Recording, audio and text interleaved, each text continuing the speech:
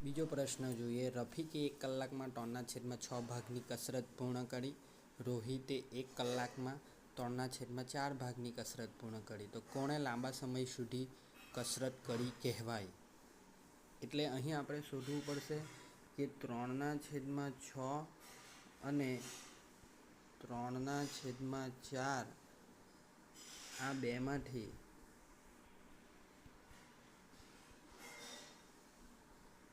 કઈ સંખ્યા મોટી?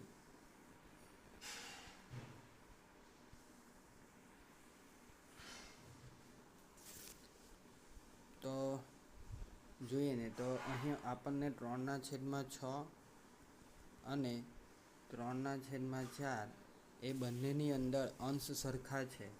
તેથી આપણે અંશ સરખા હોવાથી જેનો છેદ મોટો તે નાનો અને જેનો છેદ નાનો તે સંખ્યા મોટી. એટલે અહીં 3/6 ની અંદર છેદમાં 6 છે, તેથી છેદ મોટો છે, તેથી 3/6 એ નાનો ગણાશે અને 3/4 મોટો ગણાશે.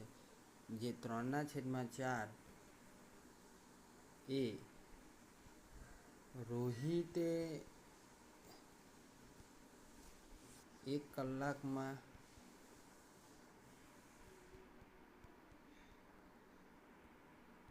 કરેલ કસરતનો ભાગ છે.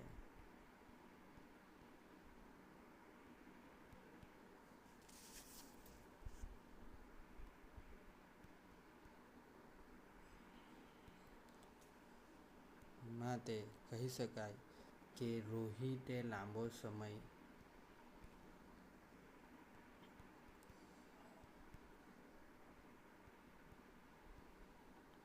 કસરત કરી.